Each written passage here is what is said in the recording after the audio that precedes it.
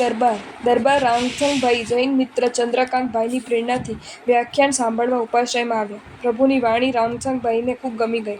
દરરોજ વ્યાખ્યાનમાં હાજરી આપવા લાગ્યા. જૈન ધર્મ ખૂબ ગમી ગયો. દરરોજ જૈન પૂજા, કંદમૂળ ત્યાગ, રાત્રિ ભોજન ત્યાગ, ઉભયંતક પ્રતિક્રમણ, પર્વ તિથિએ પૌષધ, વિષસ્થાનક તપ, વર્ધમાન આંબિલ તપની 35 આદિ વિવિધ આરાધનાઓ દ્વારા મનની પ્રસન્નતા પ્રાપ્ત કરી.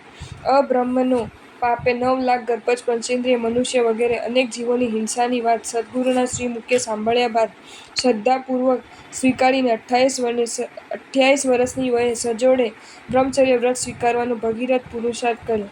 જ્યાં સુધી દીક્ષા ન લવાય ત્યાં સુધી સંપૂર્ણ લીલોતરી અને મગ સિવાયના કઠોળના પ્રતિજ્ઞા સ્વીકારીને ખૂબ ખૂબ કમાલ કરી. શ્રી પ્રશ્ન વ્યાકરણ સૂત્ર કલકલંત વૈયારણી 5000 સેન્ટીગ્રેડ લોખંડનો રસ જે અવાજ કરે એ અવાજ હંમેશા નરકની વેતનની નદીમાં હોય છે. નાળકીના અંગો ઓગળવાની સાથે એની ચીસો પણ આ ભયંકર અવાજમાં ઓગળી જાય છે. જો તમને આ વિડીયો ગમ્યો હોય તો આ વિડીયોને લાઇક કરો અને શેર કરો અને આવા જ નવા વિડીયો જોવા માટે જૈન ફેક્ટ્સ એન્ડ સ્ટોરીઝની ચેનલને સબસ્ક્રાઇબ કરો. ધન્યવાદ.